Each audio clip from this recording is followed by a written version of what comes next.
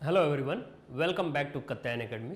Guys, जैसे कि पता है आज जो आपका लेक्चर है बेसिकली वो पहला बोर्ड बूस्टर का पहला लेक्चर है और इसमें हम लोग सबसे पहले फर्स्ट चैप्टर स्टार्ट करेंगे, जैसे इलेक्ट्रिक चार्जेज एंड फील्ड्स की बात करेंगे।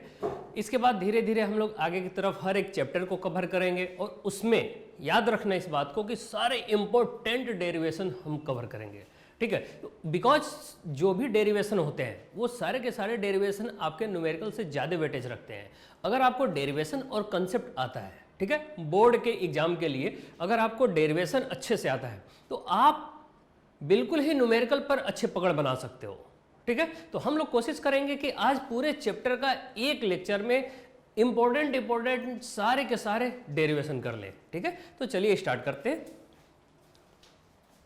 बच्चों। अगर बात करें सबसे पहले प्रॉपर्टीज ऑफ चार्ज, आपसे पूछ लेगा 1 मार्क्स में कि प्रॉपर्टीज ऑफ चार्ज बिल्कुल पूछेगा, ठीक है। तो उसको कैसे लिखना है आपको, इसमें 5-6 प्रॉपर्टी तो आप एक एक लाइन का लिख दो, कोई प्रॉब्लम नहीं है। उसका डिटेल डिस्कशन आपको नहीं करना है। अगर ये क्वेश्चन 2 नंबर में आता है तो फिर थोड़ा सा डिटेल में आपको बताना है। जैसे कि मान लो पहला दिया चार्ज इज ट्रांसफरेबल, तो जब ये बात आपको पूछता है 2 नंबर में तो थोड़ी बातें अंदर भी लिख देते हैं, ठीक है। तो ऐसे 1 2 3 4 5 प्रॉपर्टी 6 प्रॉपर्टी जो भी हैं, 1 नंबर में पूछा 5 लिख दिया। अगर 2 नंबर में पूछा थोड़ा डिटेल में डिस्कस कर दिया। अगर 3 मार्क्स में पूछा तो उसके अंदर थोड़े बहुत एग्जाम्पल भी दे देते हैं जिससे पेज और भी कवर अप हो जाए, ठीक है। तो आपको इस बात का भी ध्यान देना है कि क्वेश्चन कितने मार्क्स में पूछा जा रहा है, इस बात का ध्यान देना है, ठीक है। तो चलिए स्टार्ट करते हैं। देखिए, फर्स्ट ऑफ ऑल अगर बात करें बच्चों चार्ज की प्रॉपर्टी, आपको याद होगा चार्ज बेसिक सी अगर बात की जाए तो चार्ज बिल्कुल स्मॉलेस्ट स्फेरिकल डायमेंशनलेस पार्टिकल होता है जो अपने चारों तरफ एक फील्ड क्रिएट करता है, ठीक है। उसे हम क्या बोलते हैं सर, चार्ज। अब इनकी प्रॉपर्टी की बात करूं सर, तो चलिए पहली property, charge is transferable. Charge बच्चों ट्रांसफरेबल होता है। ट्रांसफरेबल का मतलब क्या है कि एक पॉइंट से दूसरे पॉइंट मूव कर सकता है किसी बॉडी के ऊपर। जैसे अगर हम बात करें कि मान लो ये एक बॉडी है, ठीक है, इनके ऊपर अगर हमने बोल दिया कि सर ये पॉजिटिव चार्ज है, राइट। अब अगर यहां पर कोई एक न्यूट्रल बॉडी ला दो, आप इस बॉडी के कांटेक्ट में लाओगे तो ये चार्ज इस बॉडी से दूसरे वाले बॉडी पे क्या हो जाएगा, ट्रांसफर हो जाएगा, ठीक है। If a charged body is put in contact with an uncharged body, the uncharged body becomes charged due to transfer of electrons from one body to other। यानी कि एक बॉडी से दूसरे बॉडी में इलेक्ट्रॉन्स का क्या हो जाता है, ट्रांसफर। तो इस तरीके से आप देखते हो कि एक बॉडी से दूसरे बॉडी में चार्ज आसानी से ट्रांसफर हो जाता है। Charge is always associated with mass. इस बात का भी याद रखना होगा आपको बच्चों कि चार्ज के पास मास होता ही होता है। Without mass charge never exist, you can say. आप बोल सकते हो कि सर अगर कोई बॉडी यानी कि चार्ज्ड है, या फिर ऐसे बोलो कि अगर एक चार्ज है, मान लो ये कोई चार्ज है, ये पार्टिकल है और ये चार्ज है, तो इस चार्ज के पास अपना खुद का मास होगा, ठीक है। इनके पास मास होगा ही होगा, ये विदाउट मास के नहीं होंगे। लेकिन मैं आपसे पूछूं कि मान लो कोई अदर बॉडी है, जैसे सपोज ये एक मार्कर है, इसका अपना खुद का मास होगा। अगर मैं बोलूं इनका खुद का मास है तो क्या जरूरी है क्या कि इनके पास चार्ज हो? ऐसा नहीं है। अगर मास है तो चार्ज होना ना होना एक अलग मैटर है, बट अगर बॉडी चार्ज्ड है यानी कि कोई चार्ज पार्टिकल है तो उसके पास मास होगा ही होगा। यानी कि चार्ज के पास मास होता ही होता है। इतनी बात क्लियर है? चलो, charge can not exist without mass. बिना मास का चार्ज कभी एग्जिस्ट करता ही नहीं है, ठीक है।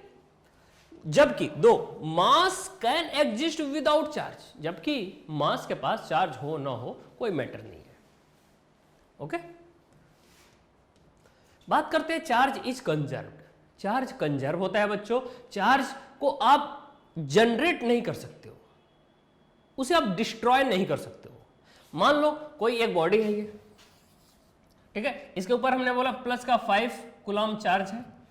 कितने है बच्चों? 5 कूलम। तो क्या ये चार्ज, ये आइसोलेटेड बॉडी है यानी कि ये अकेले रखा हुआ है, इनके ऊपर 5 कूलम चार्ज है तो ये चार्ज होगा ही होगा। ऐसा नहीं कि कल के दिन कम हो गया थोड़ा और बढ़ा दिए, ऐसा नहीं। बढ़ाने को तो कहीं से ला करके दे सकते हो आप, ठीक है। मैं आपसे पूछूं कि ये बॉडी अगर आइसोलेटेड है बच्चों, आइसोलेटेड का मतलब इनके अगल बगल और कोई नहीं है, आइसोलेटेड बॉडी है। अगर ये आइसोलेटेड बॉडी अगर है तो इनका चार्ज कंजर्व होगा, इसको आप डिस्ट्रॉय नहीं कर सकते हो। ठीक है, अब सुनिएगा, charge produces electric field and magnetic field. बेटा इस बात को याद रखना, आपसे पूछ लिया जाता है जनरली 1 नंबर में कि अगर कोई चार्ज बॉडी, सुनिएगा ध्यान से, अगर कोई चार्ज पार्टिकल की अगर बात करें, मान लो ये चार्ज पार्टिकल है, ध्यान से सुनिएगा, अगर ये रेस्ट में है, कैसा है बच्चों, रेस्ट में, तो ये अपने चारों तरफ इलेक्ट्रिक फील्ड क्रिएट करता है। ठीक है, अगर ये पार्टिकल चार्ज पार्टिकल है, ये चार्ज है, इसके ऊपर अपने चारों तरफ इलेक्ट्रिक फील्ड क्रिएट करता है, और अगर यही पार्टिकल यानी कि चार्ज बॉडी अगर मूव कर रहा है कांस्टेंट वेलोसिटी से, तो याद रखना ये मैग्नेटिक फील्ड क्रिएट करता है। कौन सा फील्ड बच्चों, मैग्नेटिक फील्ड। और यही चार्ज पार्टिकल अगर एक्सेलरेट करने लगे, यानी कि क्या करने लगे, वेलोसिटी इंक्रीजेस और डिक्रीजेस, यानी कि इनके पास अगर एक्सेलरेशन आ गया, एक्सेलरेशन आने के बाद याद रखना इस बात को कि सर इलेक्ट्रिक फील्ड भी और मैग्नेटिक फील्ड दोनों ही क्रिएट करता है अपने चारों तरफ। इसलिए आपने जनरली सुना होगा कि कोई, अगर हम चार्ज पार्टिकल को यानी कि बेसिकली इलेक्ट्रॉन की बात करते हैं, अगर आप एक्सेलरेट कराते हो तो उनके चारों तरफ इलेक्ट्रोमैग्नेटिक वेव क्रिएट होता है, यानी कि इलेक्ट्रिक फील्ड भी और मैग्नेटिक फील्ड भी दोनों ही क्रिएट होते हैं। ठीक है, चलिए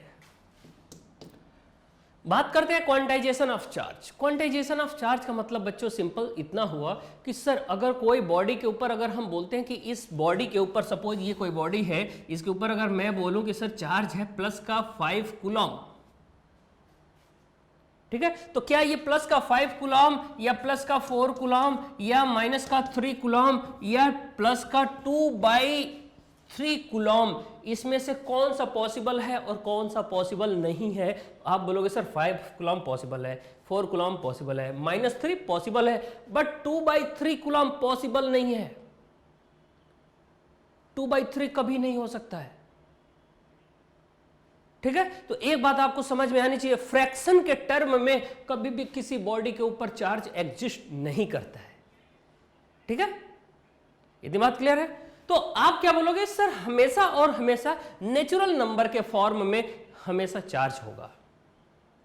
यानी कि आप बोलोगे कि सर अगर चार्ज किसी बॉडी के ऊपर हम देखना चाहते हैं तो वो कुछ नंबर में होगा, जैसे 1 चार्ज होगा, 2 कूलम होगा, 4 कूलम, 6 कूलम, 8 कूलम, 10 कूलम, ऐसे कुछ होगा। ये आप नहीं बोलोगे 2/3 कूलम, 4/6 कूलम, ऐसा आप नहीं बोलोगे, 5/3 कूलम, ऐसा आप नहीं बोलोगे।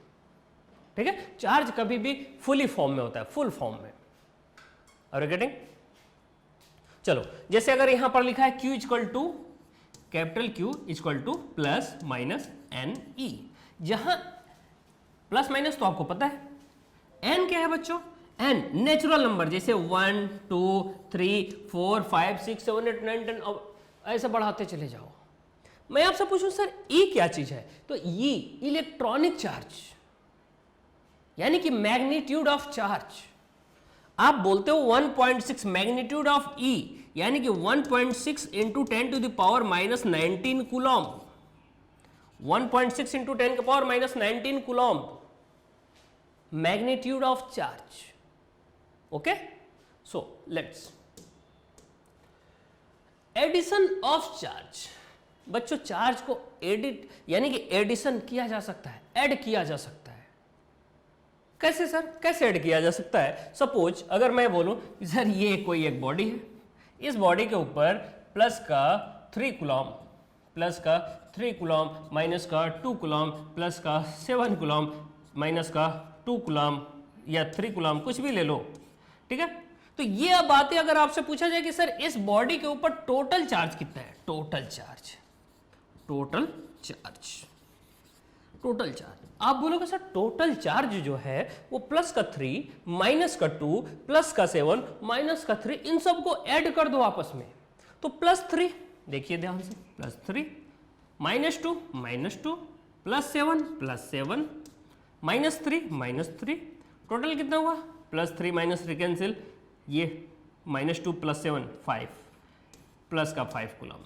तो आप बोलोगे सर इस बॉडी के ऊपर टोटल चार्ज कितना है, प्लस का 5 कूलम। Are you getting? सोच लो, ठीक है, समझ सकते हो। Total charge on a body is the algebraic sum. बेटा एल्जेब्रिक सम, एल्जेब्रिक सम का मतलब ये होता है, सम तो करो सर, सारे नंबर्स का सम करो, लेकिन साइन के साथ, साइन के साथ, साइन के साथ। देखिए +3 प्लस लिया, माइनस लिया, प्लस लिया, माइनस लिया, यानी कि साइन सम विद साइन। आप क्या बोलते हो? एल्जेब्रिक सम को सम विद साइन, ठीक है। ऐसे ही कभी कहीं कहीं आपको देखने को मिलेगा वेक्टर सम, तो आप वहां पर सम विद डायरेक्शन बोलते हैं। Are you getting? सोच लो, ठीक है। कोई प्रॉब्लम हो बच्चों, आपको अगर ऐसा लगता हो कि आप न्यूमेरिकल हमसे पूछो, ठीक है, तो आप डाउट सेक्शन का जो भी सिस्टम है उसमें आप कमेंट करिए, क्वेश्चन पूछिए, और हाँ प्रैक्टिस भी आप करते रहिए अपने लेवल पर। जो भी बुक है आपके पास उसे प्रैक्टिस करते रहिए। हमारा बोर्ड बूस्टर का जो आपको असाइनमेंट मिला है उसमें से प्रैक्टिस करते रहो। बहुत ही बढ़िया फिल्टर्ड है पूरा सिस्टम, ठीक है। चलिए, पूरा हमारा असाइनमेंट फिल्टर्ड है और आपको इस टाइम पर ज़्यादा से ज़्यादा पढ़ाई करनी है, बाकी बातों पर ध्यान नहीं देना है आपको। बाकी देश दुनिया को भूल जाओ, ठीक है। कूलॉम्स लॉ, जो भी आपके अगल बगल में आपके एम के अलावा और कुछ भी मैटर करते हैं उन सबको भूल जाओ, बिकॉज एग्ज़ाम एक बार होना है। दुनिया की कोई ताकत आपके नंबर को मिटा नहीं सकता है अगर एक बार ख़राब आ गया तो, ठीक है, यानी कि हटा करके अच्छा नहीं किया जा सकता है। Coulomb's law, force between 2 point electric charges. Basically अगर कूलॉम्स लॉ की बात की जाए, कूलॉम्स के अकॉर्डिंग टू कूलॉम्स लॉ क्या होता है, जो भी दो चार्ज आप लेते हो ना, वो दोनों ही चार्ज क्या होने चाहिए? स्टैटिक होना चाहिए। स्टैटिक मतलब रुका हुआ होना चाहिए, और वो दोनों ही पॉइंट चार्ज होना चाहिए। कैसा चार्ज है बच्चों? Point charge. तो अगर मान लो अकॉर्डिंग टू कूलॉम्स लॉ दो पॉइंट चार्ज, मान लिया Q1 ये है और दूसरा बच्चों Q2, इस पर क्वेश्चन पूछ लिया जाता है जनरली, डिफाइन कूलॉम्स लॉ। लेकिन अब टीचर भी स्मार्ट हो चुके हैं, तो बच्चों को भी स्मार्ट होना पड़ेगा, और स्मार्ट कौन करेगा? मैं। सुनो कैसे, आपसे अब ऐसा नहीं पूछेगा कि डिफाइन कूलॉम्स लॉ, आपसे थोड़ा सा घुमा के पूछेगा। एक न्यूमेरिकल देगा, ठीक है, उस न्यूमेरिकल को सीधे सॉल्व करने के बोलेगा कि सॉल्व दिस न्यूमेरिकल या फिर this question according to Coulomb's law. तो अगर आपको कूलॉम्स लॉ आता होगा आप उस न्यूमेरिकल को सॉल्व कर लोगे, अगर नहीं आता है फिर तो आप कर ही नहीं पाओगे। तो यहां पर यह ध्यान देना आपको कि कूलॉम्स लॉ आपको आनी चाहिए। कूलॉम्स लॉ होता क्या है मैं बताऊंगा, सुनो। ये Q1 है बच्चों, ये Q2 है, ठीक है। मैं पूछूं सर ये हो सकता है कि ये पॉजिटिव हो सकता है निगेटिव हो, ये पॉजिटिव हो, ये हो सकता है निगेटिव हो। दो तरह के चार्ज होते हैं सर, एक पॉजिटिव दूसरा निगेटिव। मैं पूछूं सर ये दोनों अगर सेम टाइप्स के होंगे तो ये दोनों यानी सेम नेचर के, पॉजिटिव पॉजिटिव रिपल कर रहे होंगे, निगेटिव निगेटिव रिपल कर रहे होंगे, पॉजिटिव निगेटिव अट्रैक्ट कर रहे होंगे, अट्रैक्ट कर रहे होंगे, अट्रैक्ट कर रहे होंगे। सर ऐसा क्यों? आपने भी देखा है, यानी कि लड़के लड़के बॉयज आपस में रिपल करते हैं, कहाँ बनती है किसी की एक दूसरे से? हाँ, अगर डिफरेंट नेचर के हैं, गर्ल्स गर्ल्स, अगर ये भी सेम नेचर के हो गए तो भी नहीं बनती है बहुत अच्छे से। अगर बॉयज और गर्ल्स हैं तो फिर देखते हो कैसे बनती है, जैसे कि कभी साथ ही ना छूटे। बिल्कुल वैसे ही यहाँ पर भी होता है, बिल्कुल वैसे ही। अगर ये डिफरेंट नेचर के हैं, अट्रैक्शन होगा दोनों में, ठीक है, अट्रैक्शन, तो ये दोनों अट्रैक्ट करेंगे। अगर दोनों ही सेम नेचर के होंगे वो दोनों रेपल करेंगे, रेपल, और रिपल्सन के केस में दूर जाएंगे। लेकिन याद रखें इस बात को, अट्रैक्शन का फोर्स और रिपल्सन का फोर्स दोनों का जो मैग्नीट्यूड होगा, मैग्नीट्यूड, वो सेम वैल्यू आएगी, ठीक है। अगर दोनों चार्ज की वैल्यू आपको गिवन है तो अट्रैक्शन और फिर रिपल्सन दोनों ही सेम होगा। अगर हम बात करें इस तरीके से चार्ज दे रखा है और इनके बीच में कुछ डिस्टेंस सपोज r दे दिया है, तो आपसे जो फोर्स की बात करेगा according to Coulomb's law, force directly proportional होगा Q1 और Q2 के मल्टीप्लिकेशन के, और इनवर्सली प्रोपोर्शनल होगा दोनों के बीच के डिस्टेंस के स्क्वायर के, ठीक है। 1/r² है बच्चों ये, ठीक है। इनको एक साथ आप लेते हो, क्या लिखते हो? F directly proportional Q1 Q2 upon r², या फिर आप क्या लिखते हो? 1/4 epsilon naught Q1 Q2 upon r²। देखिएगा ध्यान से इस तरीके से। सर ये क्या 1/4 पे एप्सिलॉन नॉट क्या चीज है? तो सर ये तो कूलम्बिक कांस्टेंट, कूलॉम्स के अकॉर्डिंग फोर्स कांस्टेंट आप बोल सकते हो, जिसको आप जनरली के नाम से बोलते हो, और इस के की वैल्यू 1/4 पाई एप्सिलॉन नॉट होता है, और इसका नंबरिक न्यूमेरिकल वैल्यू 9 × 10⁹ होता है। ठीक है, आपसे यही पूछ लेगा कि इलेक्ट्रोस्टैटिक फोर्स कांस्टेंट का यूनिट क्या होगा एक नंबर में। अगर ये आपसे पूछ लिया तो आप बोलोगे सर जो के की वैल्यू है, देखिएगा इनको रफ करते हैं, देखिएगा आपसे अगर यही पूछ लिया कि सर के की यूनिट हमें बताइए, तो आप कैसे फाइंड करोगे बच्चों? यूनिट कैसे फाइंड करोगे? यूनिट फाइंड करने का सिंपल सा तरीका है सर, सिंपल सा, बहुत ही आसान, यानी कि F = K Q1 Q2 upon R² था, याद करो। तो अगर हमें इस K की यूनिट पता करनी है, बाकी लोगों को एक साइड ले जाओ, R² को इधर, Q1 Q2 को बॉटम में, क्रॉस मल्टीप्लाई किया हमने F × R² upon Q1 Q2 = K। आपसे पूछा जाए यूनिट, फोर्स का यूनिट बच्चों न्यूटन, R² का metre square, Q coulomb × Q2 coulomb, यानी कि न्यूटन मीटर स्क्वायर पर coulomb square. Are you getting my point? अब अगर बात करें सर इसका हमें डायमेंशन बताओ, तो क्या डायमेंशन नहीं बता पाओगे आप? बता लोगे आप। न्यूटन का mL/-2, मीटर स्क्वायर L²। अब देखो कूलॉम, कूलॉम, कूलॉम, यहां कहां से मिलेगा आपको कूलॉम? Q = आपको पता है I × T, I × T, तो I का एम्पियर और T का टाइम, तो ये आपको रखना होगा Q के जगह पर AT, न्यूटन के जगह mL/-2, metre square L² upon coulomb का स्क्वायर यानी कि AT का स्क्वायर। Are you getting? इस तरीके से इसे सिंप्लीफाई कर लो बस। तो आपसे कुछ भी पूछा जा सकता है, आपको सॉल्व करना ही होगा। ठीक है, चलो बात करें बच्चों, अगर कूलॉम्स लॉ की वेक्टर फॉर्म में कैसे हम शो करेंगे। आपसे पूछ लेगा डिराइव द एक्सप्रेशन या deduce the expression for Coulomb's law in vector form, एक नंबर में पूछेगा, आपको वहां दिखाना पड़ेगा, because force is a vector quantity. आप कैसे समझोगे? कैसे? मैं आपसे पूछूं कि यहां पर देखिए एक चार्ज Q1 है, ये चार्ज बच्चों Q1 है, प्लस का Q1, ये चार्ज प्लस का Q2 है। हमने दोनों ही केस में सेम नेचर लेकर के चले हैं। हम हो सकता है कि डिफरेंट नेचर भी हो, प्लस भी माइनस भी एक साथ भी आप ले सकते हो, कोई प्रॉब्लम नहीं है। ठीक है, तो आप कैसे करोगे? Sir plus Q1 and plus Q2, ये दोनों ही चार्ज है, दो जगह पर रखे हैं। अगर इन पर फोर्स लग रहा है, फोर्स ऑफ रिपल्सन, तो ये दोनों दूर जाएंगे ना बच्चों? दूर जाएंगे, बिल्कुल जाएंगे सर, ये दोनों ही एक दूसरे से दूर जाएंगे, बिकॉज रिपल्सन हो रहा होगा, रिपल्सन होगा। मैं पूछूं कि सर इस Q2 की वजह से Q1 पर फोर्स लग रहा होगा इधर की तरफ, Q1 की वजह से Q2 पर फोर्स इधर की तरफ लग रहा है, तो आप इस पर जो फोर्स देखोगे बच्चों उसे बोलोगे F12। ऐसा क्यों? Because force on one, force on one due to two. कैसे बोलते हैं बच्चों? Force on one due to two. इधर की तरफ धक्का दे रहा है ना, और ये Q1 Q2 को इधर की तरफ धक्का दे रहा है सर, तो आप बोलोगे force on two, force on two due to one. सोच लो, ठीक है, force on two due to one, one के कारण टू पर फोर्स इधर की तरफ, और सेकेंड पर यानी कि ये सॉरी फर्स्ट पर अगर बोलो फोर्स ऑन टू, ये टू पर देखा आपने, ड्यू टू वन इधर की तरफ, force on one due to two, यानी कि वन पर अगर फोर्स देखो तो इधर की तरफ, दूसरे के कारण, इस ये धक्का दे रहा है इधर की तरफ। ठीक है, तो धक्का देते हैं भाई एक दूसरे को, अगर सेम नेचर के होते हैं तो आप भी धक्का देते हो अपने दोस्त को, बॉयफ्रेंड को, यानी कि बॉयज बॉयज एक दूसरे को धक्का देते हैं, तू भी भाई उधर चल, तू उधर चल, ऐसा होता है ना।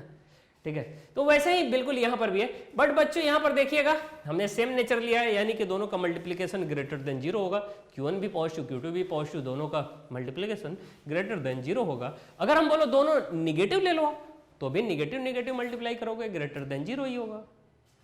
ठीक है, समझिएगा। तो यहां पर बच्चों एक बात और ध्यान देना आप, अगर ये फर्स्ट चार्ज है, ये सेकेंड चार्ज है, तो हम वेक्टर फॉर्म में अगर देखना चाहें तो r12 यानी कि r तो मैग्नीट्यूड है ना इनके बीच का डिस्टेंस, बट अगर हम डिस्प्लेसमेंट यानी कि किसी एक पार्टिकुलर डायरेक्शन में देखना चाहें तो हम क्या लिखते हैं, 1 से 2 की तरफ का जो डिस्टेंस है, तो r कैप 1 2 यानी कि 1 से 2 की तरफ, 1 से 2 की तरफ, तो r12 इधर मान लिया आपने। मैं पूछूं कि सर ये f21 की डायरेक्शन r12 है, यस, f21 इधर, r12 इधर। मैं पूछूं f21 और f12 दोनों एक दूसरे के अपोजिट डायरेक्शन में, एक इधर तो दूसरा इधर, ठीक है, दोनों के अपोजिट डायरेक्शन है। तो यहां पर आप देख सकते हो f12 यानी कि force on 1 due to 2 1/4 pi epsilon naught q1 q2 upon r square, that is magnitude of force. But direction की अगर बात करें, आप बोलोगे सर डायरेक्शन r21 कैसे सर, बिकॉज F12 की डायरेक्शन किधर है बच्चों, इधर की तरफ। तो आप देखिए R12 इधर है तो R21 इधर आएगा ना बच्चों, R21 का मतलब 2 से 1 की तरफ, तो R21 यहां लिखा गया है। वैसे यहां पर F21 इधर की तरफ तो R12 भी इधर की तरफ ही होगा। देखिए सेम प्रोसेस, अगर निगेटिव निगेटिव है तो भी रिपल करेंगे, कोई इशू नहीं है। Are you getting? कोई डाउट नहीं होना चाहिए। ये आपसे पूछ लेगा कि वेक्टर फॉर्म में हमें कूलम्बिक फोर्स को दिखाइए, आपको दिखाना होगा। सिंपल सा, वेक्टर का, कैप का यहां पर बहुत ही बड़ा इंपॉर्टेंट रोल है। ये यूनिट वेक्टर है ना बच्चों, यूनिट वेक्टर जो 11th में हम लोगों ने पढ़ा था, इकाई सदिश, ठीक है, इकाई सदिश। चलिए बात करेंगे बच्चों इलेक्ट्रिक फील्ड की। किसकी? इलेक्ट्रिक फील्ड की। आपको पता है कि छोटा सा एग्जांपल लेते हैं, एक ट्यूब लाइट देखा आपने, ट्यूब लाइट ना लो आप, एक बल्ब ले लो, सिंपल सा आसान सा तरीका होगा। अगर एक बल्ब की बात करें तो उस बल्ब को अगर मैं यहाँ पे लाइटनिंग कर दूं तो आप देखोगे उसके चारों तरफ एक रोशनी, उजाला सा क्रिएट हो जाता है। अगर अंधेरा सा एक रूम है, उसके अंदर एक बल्ब ले जाओ और लाइट कर्निंग कर दो, उसे करंट प्रोवाइड कराओ, वो लाइटनिंग यानी कि ब्राइटनेस देखो, पूरा रूम उजाला से भर जाएगा। आपसे मैं पूछूं कि सर ये बताओ कि ये जो लाइट है ये कहां तक जा रही होगी? तो रूम के अंदर है तो सर रूम में ही रहेगी। अगर हम कहीं फील्ड में ऐसा करते तो आप बोलते सर ये लाइट जो उजाला हुआ है, बेसिकली ब्राइटनेस जो है वो काफी दूर तक जाएगी, लेकिन ये है कि उसकी वैल्यू धीरे धीरे कम होती चली जाती है। क्या हो रही होती है? धीरे धीरे कम होती चली जाती है। बट ये माना जा सकता है कि सर ये जाती कहां तक है, इसका इफेक्ट कहां तक होता है? इनफाइनाइट तक। इनफाइनाइट पर जाकर के जीरो हो जाता है। तो इस बात को ध्यान देना है आपको, ओके, समझिएगा। तो हम लोग बात करेंगे वैसे ही इलेक्ट्रिक फील्ड की। तो इलेक्ट्रिक फील्ड बेसिकली होता क्या है कि कोई भी अगर एक पॉइंट चार्ज है या फिर ढेर सारे चार्ज हो सकते हैं एक साथ। क्या ढेर सारे बल्ब अगर हम एक साथ जलाएं तो उनके साथ उजाला क्या नहीं होगा? क्या ब्राइटनेस होगी ना? बिल्कुल होगा सर। तो आपको देखने को मिलेगा कि सर ये जो चार्ज है वो चार्ज अपने चारों तरफ, जैसे इलेक्ट्रिक फील्ड, चार्ज पार्टिकल अपने चारों तरफ जैसे इलेक्ट्रिक फील्ड क्रिएट करता है, वैसे ही एक बल्ब अपने चारों तरफ ब्राइटनेस क्रिएट करता है। Same relation. अगर ये चार्ज बेसिकली, अगर मैं बोलूं ये चार्ज बच्चों अगर पॉजिटिव है, कैसा है? पॉजिटिव, तो इलेक्ट्रिक फील्ड लाइंस आपको आउटवर्ड दिखती हैं। अगर यही चार्ज पार्टिकल निगेटिव है तो ये इलेक्ट्रिक फील्ड लाइंस इनवर्ड दिखती हैं। कैसी बच्चों? इनवर्ड। अरे गेटिंग? इनवर्ड फील्ड दिखती है।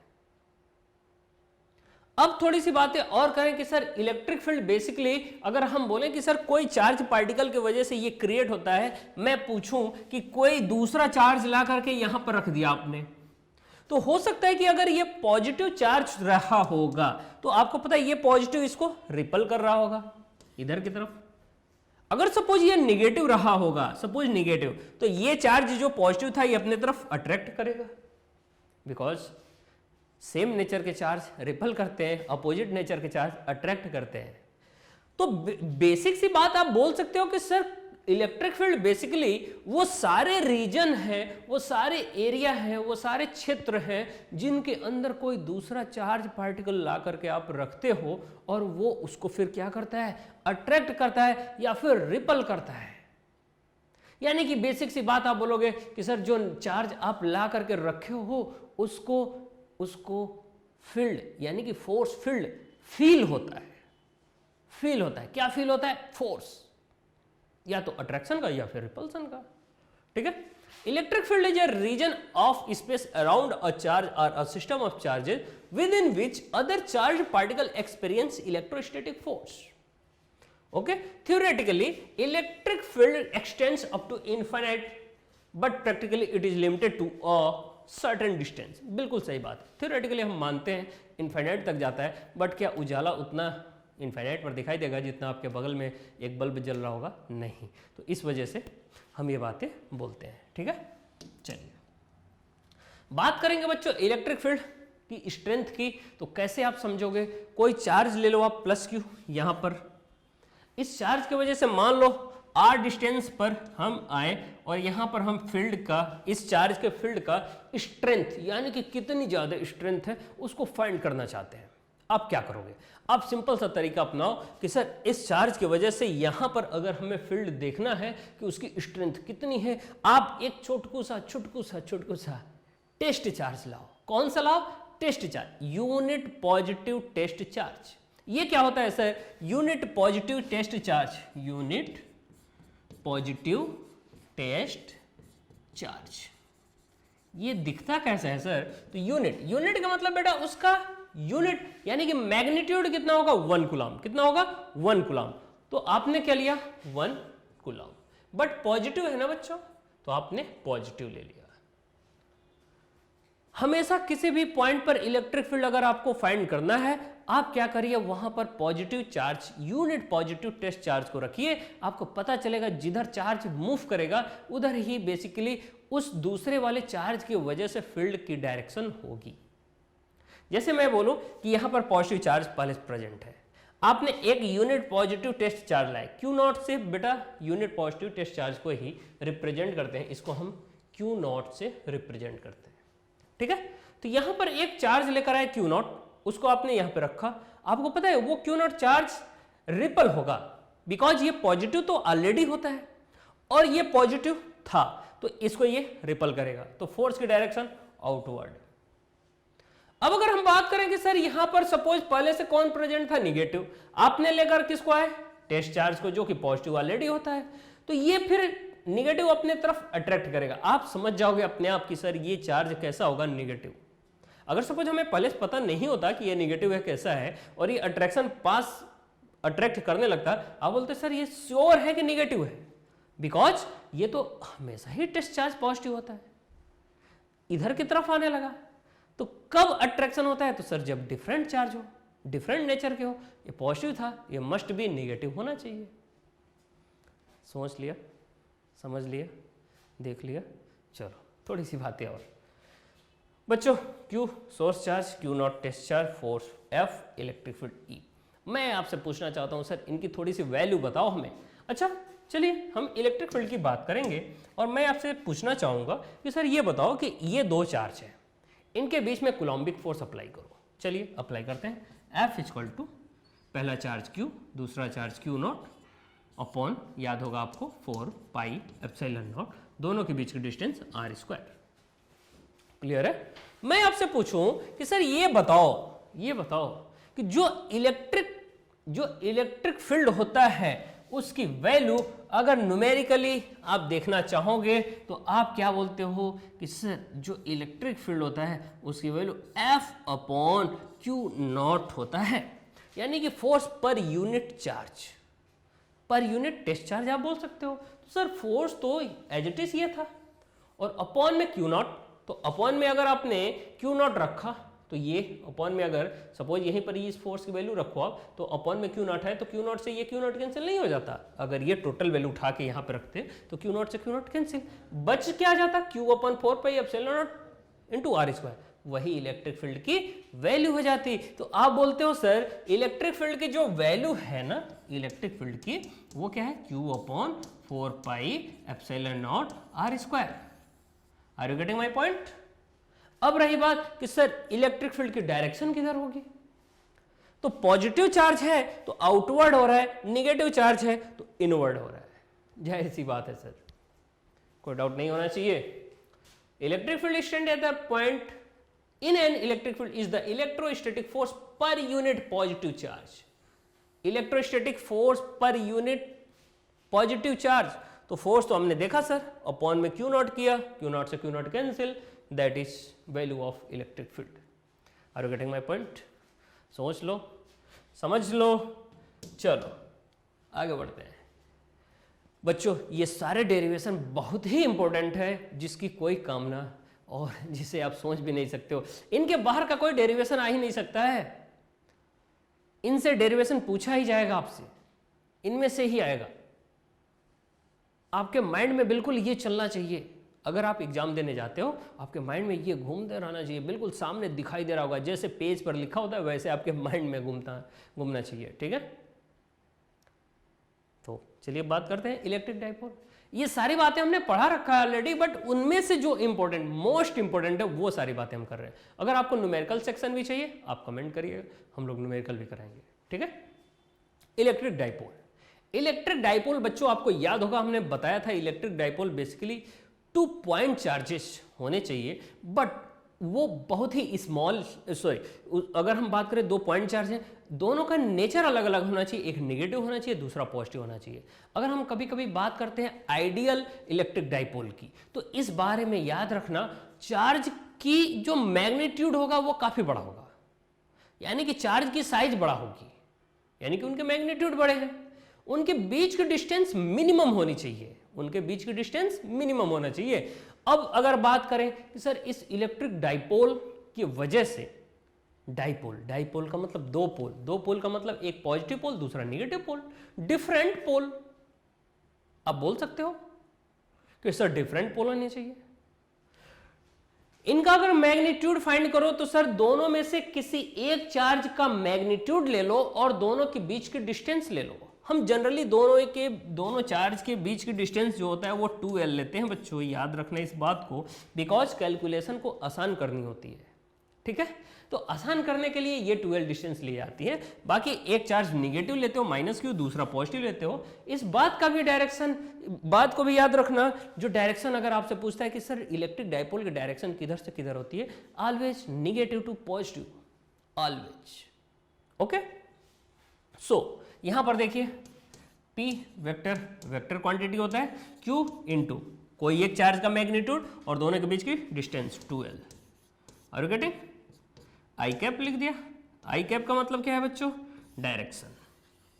आई कैप क्या बता रहा है? एक्स एक्सिस में, पॉजिटिव एक्स एक्सिस में, यानी कि निगेटिव से पॉजिटिव की तरफ। Are you getting? चलो, electric field intensity due to an electric dipole. आपसे यही पूछ लेगा कि इलेक्ट्रिक डाइपोल की वजह से हमें इलेक्ट्रिक फील्ड की वैल्यू बताओ, कहां पर? एक्सियल लाइन पर, कहां पर? इक्वेटोरियल लाइन पर। तो आपको यह बताना होगा। सर एक्सियल लाइन क्या होता है? जिस एक्सिस पर चार्ज रखे गए हैं उस एक्सिस को हम क्या बोलते हैं? Axial line. और इसी एक्सिस के परपेंडिकुलर एक लाइन ड्रॉ कर दो, दोनों चार्ज के मिड पॉइंट से एक परपेंडिकुलर लाइन ड्रॉ कर दो, उसे हम इक्वेटोरियल लाइन बोल देते हैं सर। तो देख रहे हो कितने मजे की चीज है, एक तो एक्सियल सेम एक्सिस पर, दूसरा इक्वेटोरियल परपेंडिकुलर हो गया। ओके, चलिए अब अगर हम बच्चों बात करें, देखिएगा सबसे पहले हम लोग बात करना चाहेंगे कि सर यहां पर एक नेगेटिव चार्ज है, यहां पर एक पॉजिटिव चार्ज है। ठीक है, 2 चार्जेस हैं, नेगेटिव चार्ज और पॉजिटिव चार्ज। इन दोनों की वजह से हमें इलेक्ट्रिक फील्ड फाइंड करना है, एक बार एक्सियल लाइन पर, दूसरे बार इक्वेटोरियल लाइन पर। कैसे फाइंड करोगे आप? कैसे फाइंड करोगे? तो मैं बता रहा हूं आपको कैसे फाइंड करना है।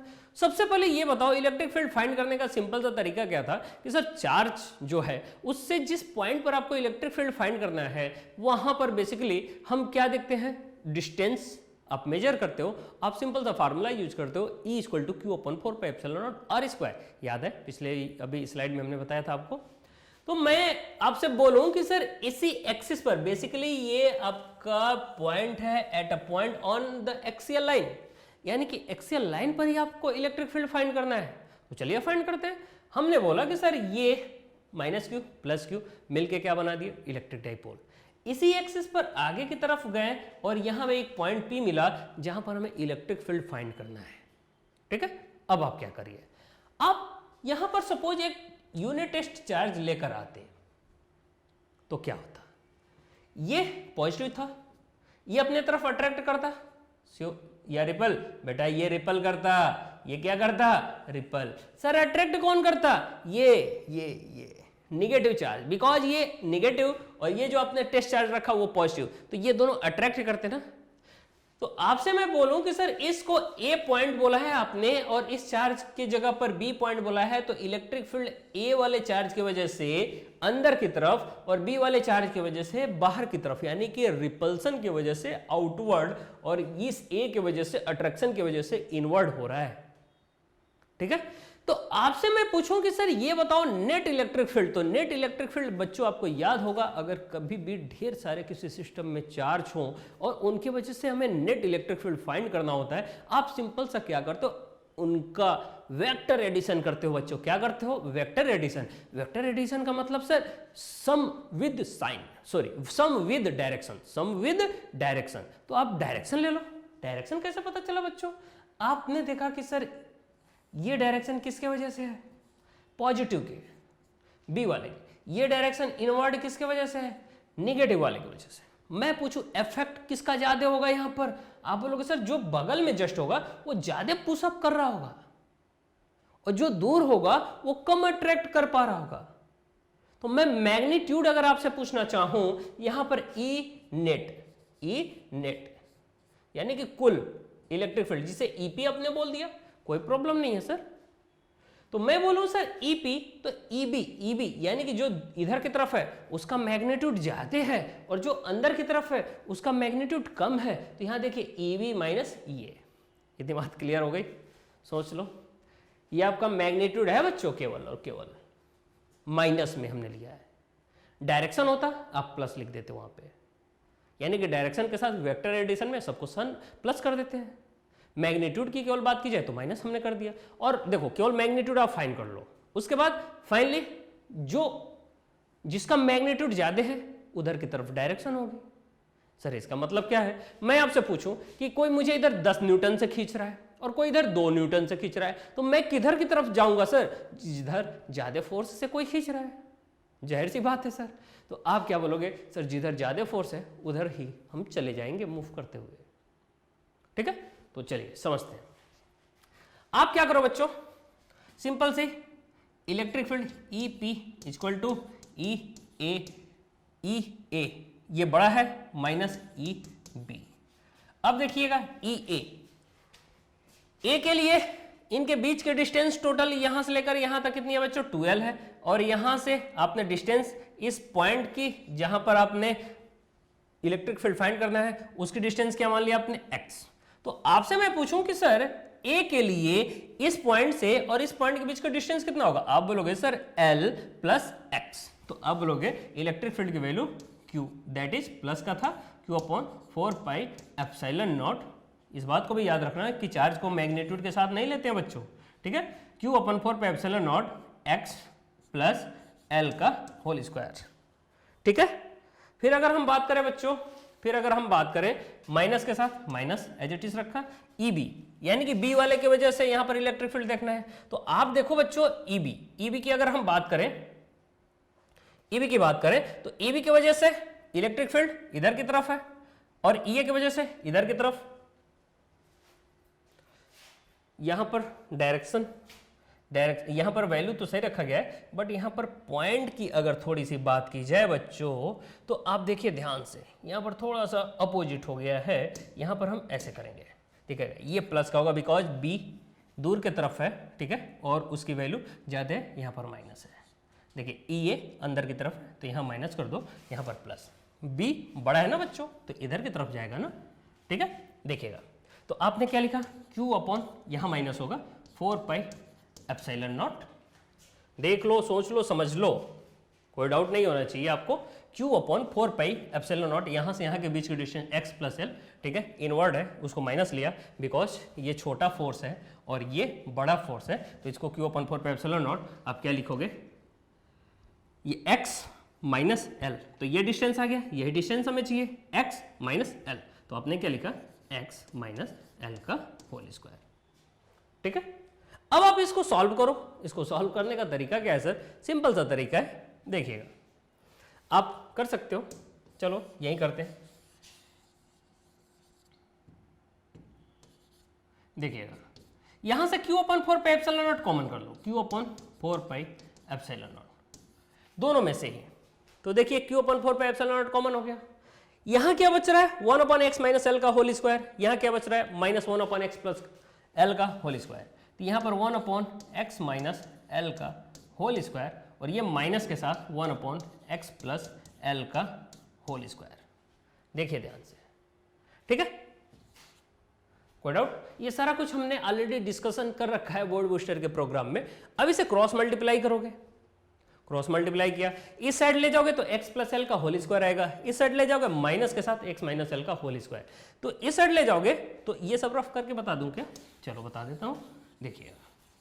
देखिएगा मैं बोलूं आपसे कि बच्चों ये एज इट इज रखा हमने, ये क्रॉस मल्टीप्लाई करो x प्लस एल का whole square minus of x minus L का होल स्क्वायर अपॉन में x माइनस एल का होल स्क्वायर और इंटू एक्स प्लस एल का होल स्क्वायर, स्क्वायर को बाहर करके दोनों को एक साथ अंदर ले लो, तो आपको पता है क्या आएगा, x square minus L square का होल स्क्वायर, ये आएगा वैल्यू, पता है। और अगर इसको आप ओपन करोगे ना तो देखो ये ओपन होगा तो क्या होगा, x square plus L square plus 2xl minus के साथ एक्स स्क्वायर माइनस का, फिर प्लस का एल स्क्वायर होगा लेकिन वो माइनस बाहर वाला मल्टीप्लाई माइनस एक एल स्क्वायर, ठीक है, फिर माइनस 2xl आएगा तो ये बाहर वाला मल्टीप्लाई प्लस 2xl, तो ये माइनस का एक्स स्क्वायर इधर का प्लस एक्स स्क्वायर से कैंसिल, यहां प्लस का एल स्क्वायर यहां माइनस का एल स्क्वायर कैंसिल, बचा कौन अंदर ये प्लस का 2xl और इधर का प्लस का 2xl यानी कि 4xl, तो आप बोलोगे सर 4xl अपॉन में x square minus L square का होल स्क्वायर, और यहां पर ऑलरेडी कौन बचा था q upon 4 pi epsilon not, q upon 4 pi epsilon not. देखिए ध्यान से, कोई डाउट है क्या, नहीं होना चाहिए। चलिए आगे चलते हैं, देखिए यही था ना, देखिए ध्यान से 4xl 2 इंटू 2 4, x यहाँ पे है l यहाँ पे है 4xl into Q upon 4 pi epsilon not, Q यहाँ पे है और अपॉन में 4 पाई एप्सिलॉन नॉट ये है, और x square minus L square का होल स्क्वायर यहाँ पर था। तो आप थोड़ा सा इनको अलग तरीके से फॉर्म में आपने चेंज किया और अलग अलग लिख दिया, उससे क्या फायदा था सर, उससे हमें ये फायदा मिला 2 यहाँ पर आ गया, q इंटू 2l यहाँ पर आ गया, x यहाँ पर आ गया, कोई प्रॉब्लम नहीं है। तो अब इलेक्ट्रिक फील्ड की फार्मूला क्या आ गया सर 2, और q इंटू 2l को शायद आप p बोलते थे जिसे इलेक्ट्रिक डाइपोल, याद करो, और यहाँ पर x है एज इट इज x रखा अपॉन में 4 pi epsilon naught x square minus L square का होल स्क्वायर। अब एक बात आती है, पता है क्या, जब आप इलेक्ट्रिक डाइपोल लेते हो ना, यहाँ पर माइनस क्यू यहाँ पर प्लस क्यू, इनके बीच का डिस्टेंस अगर आपने आर दिया है, आपसे ये बोला जाए इफ, देखिएगा ध्यान से, और इनके बीच में एल डिस्टेंस यहाँ से लेकर यहाँ तक एल था, यहाँ से लेकर यहाँ तक एल था, ठीक है, और इसी सेंटर से यहाँ पर जो पॉइंट था जहाँ पर हमें इलेक्ट्रिक फील्ड फाइंड करना था वो डिस्टेंस x थी। अगर हम यहीं पर बोलते हैं if L is less than x, देखिएगा ध्यान से, L बहुत छोटा हो जाए x से तो फिर क्या होगा, तो फिर ये होगा बच्चों कि अगर L को छोटा कर दो आप, तो L अगर छोटा हो गया बहुत ज्यादा तो L को आप नेग्लेक्ट भी कर देते हो, L टेंड टू 0, और जैसे ही L टेंड करोगे 0 को, ये L क्या हो जाएगा बच्चों 0, एक्स स्क्वायर का पावर 4 2 है, यहाँ 2 है, यहाँ 2 4 हुआ, एक x कैंसिल, तो फाइनली क्या बच जाएगा 3। तो आप देखोगे कि ये फार्मूला ऊपर 2p, एक x से एक x कैंसिल हो गया था तो 2p बचा ऊपर, नीचे 4 pi epsilon naught x Q. समझ में नहीं आई बात, समझ में नहीं आई बात, समझ में आई श्योर? चलो बाकी यहाँ से ये सारी बातें तो आपने कर ही रखी थी। ये आई कैप प्लस का एक्स एक्सिस को शो करता है बिकॉज नेगेटिव से पॉजिटिव की तरफ इलेक्ट्रिक डाइपोल की डायरेक्शन। चलिए थोड़ी सी बातें और, electric field at a point on the equatorial line, ये बहुत ही इंपॉर्टेंट डेरिवेशन है। इनमें से एक क्वेश्चन तो आपसे पूछेगा ही पूछेगा, चाहे कुछ भी हो जाए 3 मार्क्स में, और एक छोटा सा न्यूमेरिकल एक लाइन का दे देगा, उसे सॉल्व करने के बाद इस डेरिवेशन को करना होगा आपको, ठीक है। इस डेरिवेशन को जैसे ही आप करोगे आपको कॉन्फिडेंस आएगा कि सर ये डेरिवेशन वहां पर करके आना है और छोड़ना नहीं है ताकि आपके नंबर ना कटे। ओके, इलेक्ट्रिक फील्ड का आपसे यूनिट पूछेगा तो यूनिट वही यूनिट होगा जो पहले यूनिट होता था, अलग से कोई यूनिट नहीं होगा, न्यूटन पर कूलम, ठीक है। चलो अब अगर हम बात करें बच्चों, अब अगर हम इस केस में देखें, यानी कि ये सेकेंड केस है आपका, और इस केस में हम कहां पर देखते हैं, on equatorial line. Equatorial line हमने आपको बताया था कि सर जहां पर चार्ज रखे होते हैं ना, माइनस क्यू यहां पर प्लस क्यू, तो इनके बीच में जो लाइन होती है ड्रॉ, ये जो लाइन है बच्चों बेसिकली ये जो लाइन है, ठीक है, इस लाइन के मिड में परपेंडिकुलर एक लाइन ड्रॉ करते हैं, ये लाइन, और यहां पर जो भी डिस्टेंस आप यहां से इस पॉइंट से जो भी डिस्टेंस आप ले लो कोई इशू नहीं है, हमने मान लिया कि y है डिस्टेंस। इस लाइन को हम इक्वेटोरियल लाइन बोलते हैं। इस लाइन पर कहीं पर भी अगर आपको इलेक्ट्रिक फील्ड फाइंड करना है आप आसानी से फाइंड कर सकते हो। आपसे पूछेगा ये डेरिवेशन, आपको वहां सॉल्व करना होगा। कैसे करोगे? सिंपल सा तरीका, सर इलेक्ट्रिक फील्ड का फार्मूला हमें आनी चाहिए, बाकी तो हमारे दाएं हाथ का खेल है, कैलकुलेशन तो करना है। चलो फाइंड करते हैं। हाँ, इलेक्ट्रिक फील्ड का जो सम होता है नेट इलेक्ट्रिक फील्ड, वो वेक्टर एडिशन होता है। तो वेक्टर एडिशन कैसे फाइंड करोगे बच्चों? ये अगर मान लो माइनस क्यू चार्ज है, ये प्लस क्यू चार्ज है, तो ये माइनस क्यू चार्ज है, तो यहां पर अगर आप देखो, यहां पर अगर एक टेस्ट चार्ज लाकर रखते प्लस का क्यू नॉट, तो इस प्लस का क्यू नॉट को ये अपने तरफ अट्रैक्ट करता ना, बिकॉज ये निगेटिव था। तो इसके वजह से, इस चार्ज की वजह से इलेक्ट्रिक फील्ड की डायरेक्शन आपसे मैं पूछूं, आप बोलोगे सर नीचे की तरफ होगी। अब यही पॉजिटिव टेस्ट चार्ज को ये पॉजिटिव चार्ज क्या करेगा? रिपल करेगा दूर की तरफ। तो आप बोलोगे सर ये पॉजिटिव चार्ज अगर इसको रिपल किया तो ये इधर की तरफ इलेक्ट्रिक फील्ड होगा। तो बी पॉइंट पर रखा है तो इसलिए इलेक्ट्रिक फील्ड बी ऊपर की तरफ हमने बोल दिया, और अगर ए पॉइंट पर निगेटिव चार्ज था तो आपने इलेक्ट्रिक फील्ड ई ए बोल दिया, यहां पर कोई प्रॉब्लम नहीं है। दो इलेक्ट्रिक फील्ड है, डायरेक्शन ई बी ऊपर ई ए नीचे। मैं बोलूं सर ये एंगल कितना बन रहा था? थीटा। इस पॉइंट पर आपको पता है ये एंगल कितना बन रहा होगा? ये भी थीटा बन रहा होगा, ठीक है। सुनिएगा ध्यान से, मैं पूछूं सर ये एंगल कितना होगा, तो आप बोलोगे सर ये डॉटेड लाइन एक पैरेलल खींचो, इसके हमने ड्रॉ कर दिया पैरेलल बेटा। तो आप बोलोगे सर ये दो पैरेलल लाइंस को एक लाइन कट की, तो ये एंगल जितना होगा वही एंगल यहां पर, तो ये थीटा तो ये भी थीटा सर। और ये अगर थीटा है, आप देखिए ये अगर थीटा तो ये भी थीटा नहीं हो गया, अल्टरनेट एंगल। तो आप देख रहे हो कि दो एंगल, यानी कि ये भी थीटा ये भी थीटा। अब रही बात बच्चों, ध्यान देना इस बात को कि अगर यहां पर इलेक्ट्रिक फील्ड इधर की तरफ है तो इसका एक कंपोनेंट इधर की तरफ आएगा। यहां देखिए डिटेल में हमने बनाया है, यहां देखिए इलेक्ट्रिक फील्ड ई बी ये था, तो इसका एक कंपोनेंट इधर की तरफ आया, तो ई बी कॉस थीटा इधर की तरफ आ गया। और रही बात एक कंपोनेंट ऊपर की तरफ ई बी साइन थीटा, जिधर थीटा होता है उधर कॉस आता है, जिधर नहीं, यानी कि इधर नहीं था तो उधर साइन थीटा आ गया, इधर थीटा था कॉस थीटा आ गया। याद रखना इस बात को बच्चों कि एक इलेक्ट्रिक फील्ड की डायरेक्शन ये भी थी ई ए, ये ई ए था, तो ई ए की भी डायरेक्शन एक इधर की तरफ आएगा sir E A cos theta, और एक नीचे की तरफ आ जाएगा ई ए साइन थीटा। आपको ये याद रखना है सर ई ए और ई बी ये दोनों ही मैग्नीट्यूड में आपस में बराबर हैं। ऐसा क्यों सर? क्योंकि यहां पर निगेटिव चार्ज की वजह से यहां पर इलेक्ट्रिक फील्ड, यहां पर पॉजिटिव चार्ज की वजह से यहां पर इलेक्ट्रिक फील्ड आपस में बराबर होगा मैग्नीट्यूड में, बिकॉज दोनों का मैग्नीट्यूड आपस में सेम है और दोनों ही सेम डिस्टेंस पर हैं। Are you getting my point? दोनों ही सेम डिस्टेंस पर हैं। अरे बोलो भाई, समझ में आई बात? नहीं आया? समझ में आया ना? चलो, तो आपने देखा सर ये जो मैग्नीट्यूड है ई बी साइन थीटा, यहाँ ये साइन थीटा, ये दोनों आपस में कैंसिल आउट हो जाएंगे, और कैंसिल आउट होने के बाद केवल और केवल इधर के डायरेक्शन में कौन कौन बचा था? ई बी कॉस थीटा और ई ए कॉस थीटा, दोनों आपस में ऐड हो जाएंगे। तो नेट इलेक्ट्रिक फील्ड किधर मिला आपको? इधर के side E A cos theta plus E B cos theta, और दोनों ही आपस में जुड़ गए। अब अगर हम बात करें कि sir net electric field at point Q, तो आप बोलोगे ई ए प्लस ई बी, तो हमने वेक्टर सम बोला, और फाइनल जो वैल्यू आई वो क्या आई? E A cos theta plus E B cos theta. Are you getting? चलिए, तो यहां से आप क्या बोलते हो बच्चों, यहां से आप क्या बोलते हो 2E। बेटा EA और EB ये दोनों तो आपस में इक्वल है ना मैग्नीट्यूड में, तो 2E cos theta is the E net. E net की वैल्यू कितनी है बच्चों? 2E cos theta. Are you getting? सोच लो, पूछ लो, समझ लो। 2E cos theta. मुझे क्या चाहिए सर? E की वैल्यू बताओ। E की वैल्यू कैसे फाइंड करते हो आप? चार्ज है यहाँ पर, डिस्टेंस हमें पता चल जानी चाहिए। सर ये डिस्टेंस L होता है मिड पॉइंट तक, बिकॉज ये L टोटल 2L, तो हाफ ऑफ L। अब आपको समझ में आया होगा कि सर टोटल डिस्टेंस क्यों 2L ही लेते हैं? तो इसलिए लेते हैं सर बिकॉज ये L हो जाए, ये भी L हो जाए, कैलकुलेशन आसान हो जाए। यहां से यहां का y मान लिया, नो प्रॉब्लम। तो आपसे मैं पूछूं ये डिस्टेंस कितना होगा? आप बोलोगे सर रूट के अंदर L square plus y square.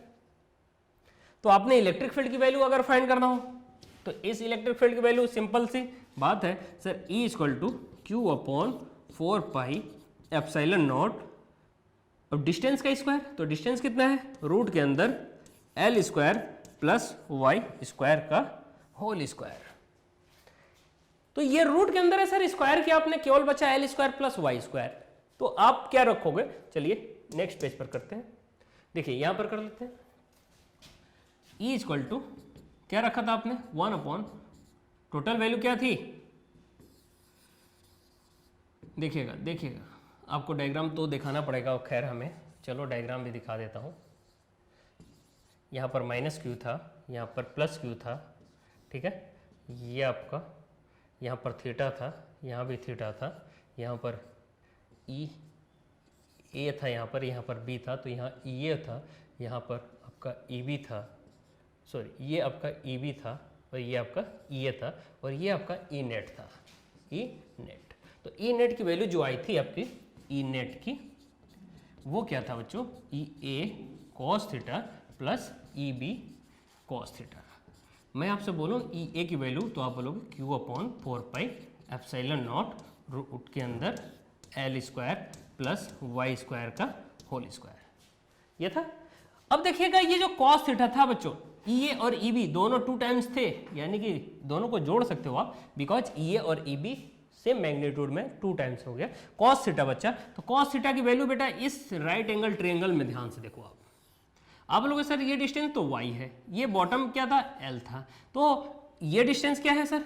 Root के अंदर L square plus y square. तो आप बोलोगे सर कॉस थीटा की वैल्यू बेस अपॉन हाइपोटेनियस, तो बेस कितना है? L अपॉन हाइपोटेनियस कितनी है बच्चों? रूट में L square plus y square. तो देखिए ये रूट का पावर 2 है, यहां रूट का पावर 1 है, इतनी बात क्लियर है? 1/2 है, तो 2 और ये टोटल कितना हो जाएगा? ध्यान से देखो, ये अगर ये रूट आप हटा देते हो स्क्वायर से तो L square plus y square बचा, तो पावर में 1 हुआ, यहां पर 1/2 हुआ, टोटल मिलके 3/2 हुआ। तो आप टोटल क्या बोलोगे? देखो यहां पर आ गया 3/2।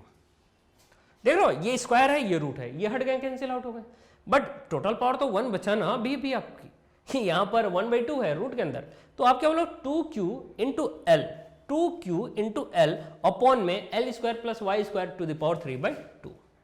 और 2q इंटू एल होता क्या था? याद करो कि सर P इक्वल टू हम लोग क्या बोलते थे? Q into 2L। अरे नहीं याद आया? याद आया? Q इंटू 2L बोलते थे, यस और नॉट? याद आया? चलो, तो ये आपका इलेक्ट्रिक फील्ड की वैल्यू आ गई टोटल। अब कभी कभी आपसे ये बोला जाता है कि सर अगर हम ये बोल दें कि ये जो y डिस्टेंस है, y ये काफी ज्यादा हो जाए और ये L काफी कम हो जाए, बोल दिया हमने, L अगर बहुत ही स्मॉलेस्ट हो गई और y ग्रेटर, तो आप क्या बोलोगे कि सर इस L को नेग्लेक्ट करो, इस इक्वेशन में L को नेग्लेक्ट करो, बच्चा कौन? y square to the power 3/2। तो 2 यहां पावर है, यहां y में 2 है, दोनों आपस में कैंसिल हो, y के पावर 3 बच जाएगा, तो p upon 4 pi epsilon naught y cube. Are you getting? Sure? चलो एक बात और मैं आपसे पूछना चाहूंगा, याद होगा आपको, अगर ये y लिखा है ना, इसको अगर हम x मान लें तो यहां पर क्या आ जाता है बच्चों? आप बोलते p upon 4 pi epsilon not x cube. याद करो, अगर इस y को हमने x मान लिया तो कोई इशू नहीं है, आप x लिख सकते हो। मैं आपसे पूछूं कि ये बताओ सर, एक्सियल लाइन पर जो फार्मूला बना था ई पी की, किसकी? ई पी की। वो क्या आया था? 2p upon 4 pi epsilon naught x cube. याद करो यहां पर क्या आया? p upon 4 pi epsilon naught y cube, यानी कि x के टर्म में आप ले लो, नो प्रॉब्लम। तो एक बात आपको समझ में आ गया कि सर अगर हम बात करें ई क्यू और यहां बात करें ई पी, तो ई पी 2 टाइम्स है ई क्यू के। ध्यान से देखो, इतनी वैल्यू को तो आप ई क्यू बोल सकते हो ना, देखो ई क्यू बोल सकते हो ना, p upon 4 pi epsilon naught x cube. तो आप यहां से बोल नहीं सकते हो क्या?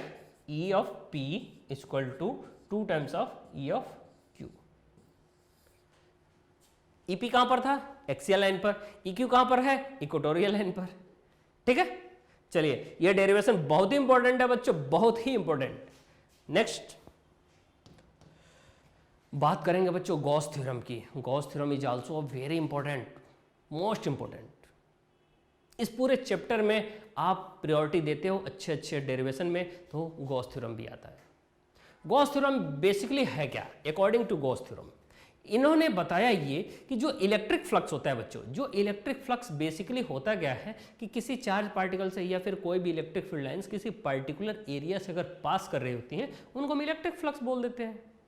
अब मैं आपसे पूछूं सर अगर ये इलेक्ट्रिक फ्लक्स है, अगर ये इलेक्ट्रिक फ्लक्स है, तो according to Gauss theorem, according to Gauss theorem ये बोलते हैं कि सर जो टोटल फ्लक्स है, ठीक है, जो टोटल फ्लक्स है वो इलेक्ट्रिक फील्ड, अगर मान लो कोई चार्ज है तो उसके वजह से इलेक्ट्रिक फील्ड लाइंस तो बाहर निकल रही होती है ना, तो ये जो इलेक्ट्रिक फील्ड लाइंस है इसको अगर हम किसी एक हाइपोथेटिकल स्फेरिकल सरफेस से कवर कर दे, स्फेरिकल सरफेस से या कैसा भी सरफेस हो, कवर अप होना चाहिए पूरा का पूरा फील्ड।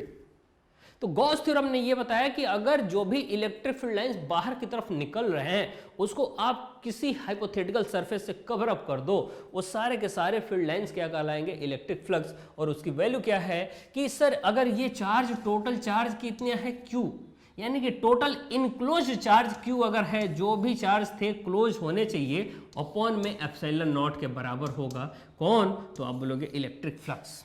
और ऑलरेडी आपको पता है E into D S integration के साथ, E into D S. D S क्या है? Surface integration of electric field, surface integration of electric field, यानी कि जो इलेक्ट्रिक फील्ड लाइंस बाहर निकलनी है उनका हम क्या करते हैं? टोटल इंटीग्रेशन, यानी कि टोटल सरफेस एरिया से कवर कर दें।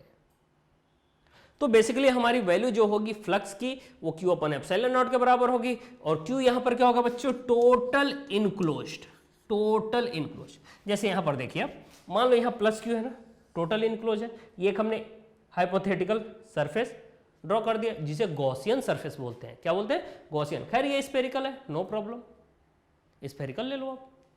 यहां पर एक स्मॉलेस्ट एरिया ले लिया, तो आप क्या बोलते हो? इलेक्ट्रिक फील्ड की डायरेक्शन भी इधर ही है और ds की भी डायरेक्शन इधर ही, एरिया वेक्टर की भी डायरेक्शन इधर ही है। तो आपको याद होगा इलेक्ट्रिक फ्लक्स जब हमने आपको बताया था तो आपको यह भी बताया था कि इलेक्ट्रिक फ्लक्स की जो वैल्यू होगी E vector dot ds vector.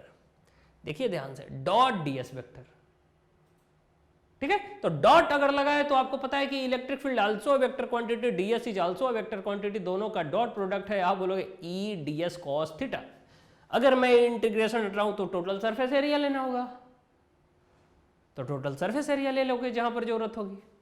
Integration क्या बोला है कि सर इंटीग्रेशन तो करो लेकिन किसका? सरफेस का, ठीक है।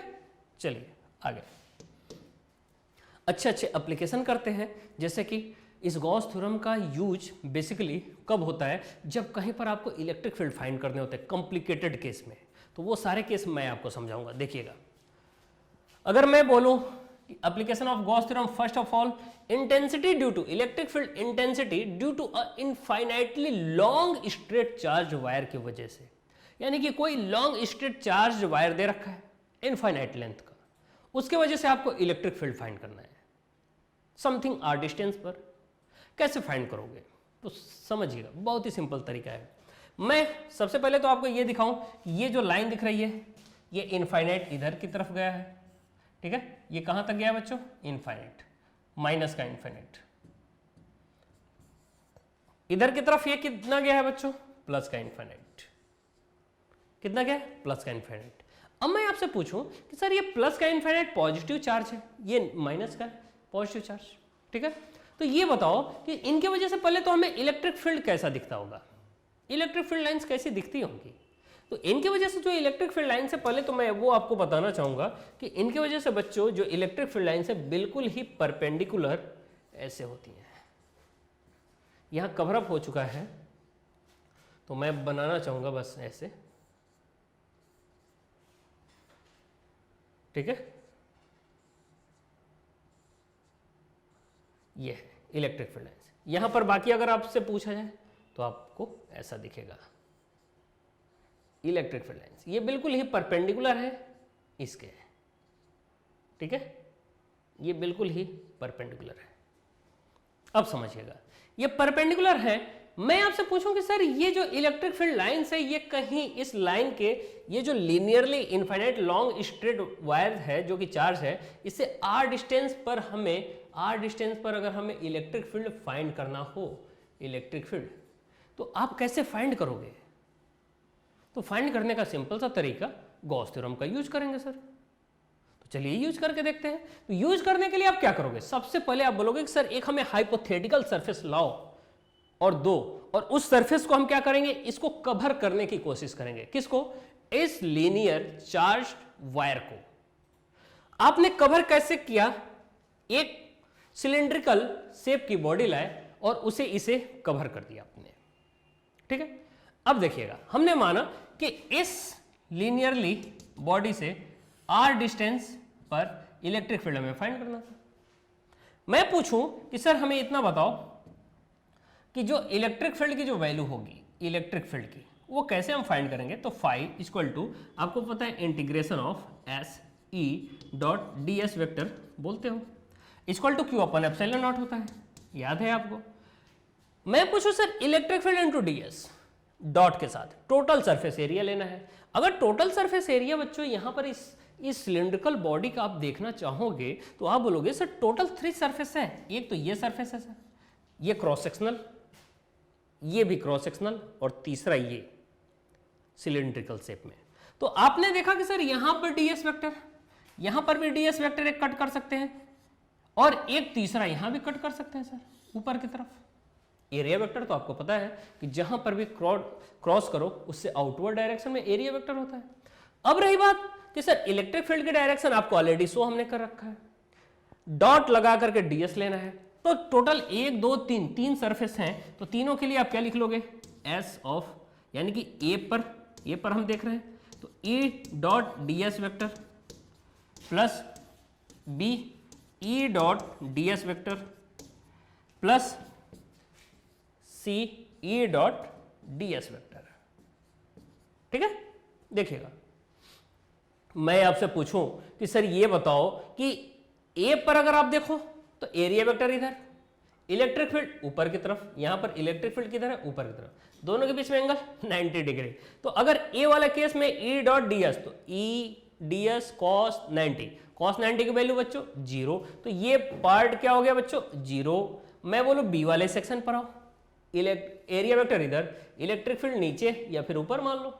तो आप बोलोगे सर इस यहां पर भी 90 डिग्री बन रहा है इलेक्ट्रिक फील्ड की डायरेक्शन से और एरिया वेक्टर की डायरेक्शन जो कि इधर की तरफ है, तो ये भी सेक्शन बच्चों क्या हो जाएगा 0। क्यों, क्योंकि ई डीएस कॉस 90 और कॉस 90 की वैल्यू 0, तो आप बोलोगे सर ये 0 हो जाएगा। बचा कौन, ई डीएस, ई इंटू डीएस। ये ई डीएस क्या है सर, एरिया वेक्टर ऊपर ही है और इलेक्ट्रिक फील्ड भी ऊपर ही है। अगर ये दोनों ऊपर की तरफ हैं, आप बोलोगे कि सर यहां पर थीटा की वैल्यू क्या हो गई 0 डिग्री। आर गेटिंग, सोच लो। तो टोटल वैल्यू आपकी क्या आई इलेक्ट्रिक फ्लक्स की, phi equal to E D S. अब रही बात सर ये जो डीएस है ना, ये वाला डीएस, ये वाला, ये कितना होता है, तो चलिए हम बताते हैं आपको। स्पेस की कमी थी तो आप बोलोगे ई डॉट डीएस, डीएस बेटा स्फेरिकल बॉडी की 2 पाई आर, तो सरकमफ्रेंस हो जाता है, और ये जो लेंथ होती है एल, तो ये टोटल 2 पाई आर एल हो जाता है। ये टोटल एरिया बच्चों, ठीक है, ये टोटल एरिया कितना हो जाता है 2 पाई आर एल, और इसकी वैल्यू कितनी थी क्यू अपॉन एप्सिलॉन नॉट, क्यों सर? क्योंकि यही तो फ्लक्स की वैल्यू थी टोटल। आप बोलोगे कि सर ऐसा करो कि इनकी वैल्यू आप थोड़ा सा अलग तरीके से लिखो। मैं बोलूं कि सर लीनियर जो चार्ज बॉडी थी उस पर अगर हम लीनियर चार्ज डेंसिटी लेमडा माने और टोटल चार्ज कितना था Q प्लस का Q, तो मैं बोलूं Q पर यूनिट लेंथ यानी कि Q/L। लीनियर चार्ज डेंसिटी अगर हम बात करें बच्चों तो चार्ज पर यूनिट लेंथ की बात करो तो Q/L हो जाता है। तो मैं पूछूं सर Q के जगह पर आप क्या लिख सकते हो? Lambda into L. तो आप बोलोगे sir E into 2πRL equal to Q के जगह पर लेमडा एल, ठीक है, अपॉन में एप्सिलॉन नॉट, L से L कैंसिल, क्या बचा? E equal to lambda upon 2πR bottom में लाओ into epsilon naught equal to lambda upon 2πR epsilon naught. कोई डाउट? 1% भी नहीं होना चाहिए। E equal to lambda upon 2πR epsilon naught, ठीक है, सोच लो। देखिए यही बात है, शायद यहां पर भी लिखिए lambda upon 2πR epsilon not. हाँ, ऊपर नीचे 2 से मल्टीप्लाई कर दो तो ये 1/4 पे एप्सिलॉन नॉट आ जाएगा। 2 यहां पर एक्स्ट्रा आ गया है। इससे क्या फायदा होगा सर? इसकी वैल्यू होती है 9 इंटू 10 की पावर 9, ये होती है, ठीक है। तो वेक्टर टर्म में लिखना चाहो वेक्टर टर्म में यूनिट वेक्टर एक आ जाएगा, इलेक्ट्रिक फील्ड को वेक्टर टर्म में हमने कर दिया, कोई प्रॉब्लम नहीं है। चलिए नेक्स्ट, आपसे एक और डेरिवेशन है बहुत ही इंपॉर्टेंट। ये आपसे infinitely long thin plane sheet की वजह से इलेक्ट्रिक फील्ड की वैल्यू पूछेगा आपसे, तो फिर कैसे फाइंड करोगे? फाइंड करने का तरीका सिंपल सा है sir, electric field intensity due to an infinitely long thin plane sheet of charge. कैसे फाइंड करोगे? देखिएगा बहुत ही सिंपल सा तरीका है। कैसे? मैं बोलूं कि यहां पर देखिए, ये तो पहले आपको दिख रहा होगा, ये प्लेन शीट है जो कि बहुत ही थिन है बच्चों, इनके ऊपर पॉजिटिव चार्ज है जिसका चार्ज डेंसिटी कितना दे रखा है बच्चों? सिग्मा।